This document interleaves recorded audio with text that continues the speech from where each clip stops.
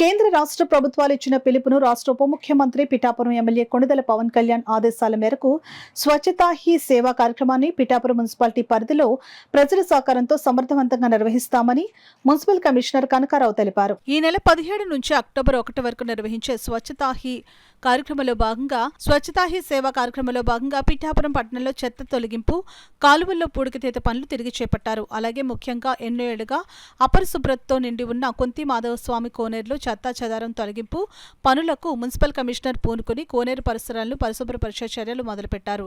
ఈ సందర్భంగా municipal commissioner Kanakarao మీడియాతో మాట్లాడారు. ప్రజలకి పూర్తిగా అవగాహన కల్పించడం అనగా తడి చెత్త, పొడి చెత్త, హజార్డియస్ వేస్ట్ ఏ విధంగా మేనేజ్ చేయాలి, అలాగే వీధుల్లో కానీ బహిరంగ ప్రదేశాల్లో కానీ పార్కులు కానీ మరుగుదొడ్లు కానీ ఇవన్నీ కూడా ఈ 10 పక్షం రోజుల్లో శుభ్రపరచుకొని 2వ తేదీ నుంచి విధిగా ప్రతి ఇంటికి తడి చెత్త, పొడి చెత్త, హజార్డియస్ వేస్ట్ని కలెక్ట్ చేసే కార్యక్రమాన్ని పకడ్బందీగా ఏర్పాటు చేసుకుని డ్రై వేస్ట్ని చెత్త సంపద ఏ విధంగా అయితే గౌరవ డిప్యూటీ సీఎం గారు పవన్ కళ్యాణ్ గారు ఇన్స్ట్రక్షన్స్ గతంలో ఇచ్చున్నారో అదేవిధంగా గౌరవ ముఖ్యమంత్రి గారు కూడా స్వచ్ఛాంధ్ర కార్పొరేషన్ తరఫున ఈ కార్యక్రమం గతంలో జరిగిన అంత పటిష్టంగా జరగలేదు కాబట్టి ఇప్పుడు జరగాలని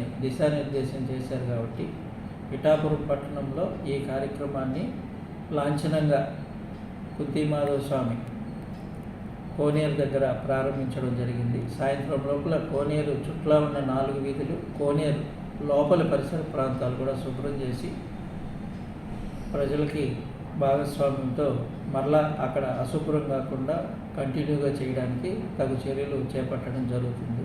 దీనికి ప్రజలందరూ, వార్డు సభ్యులు, ఇతర వ్యాపార సంస్థలు కూడా అన్నీ కూడా సహకరించాలని ప్రతి ఒక్కరిని కోరడం.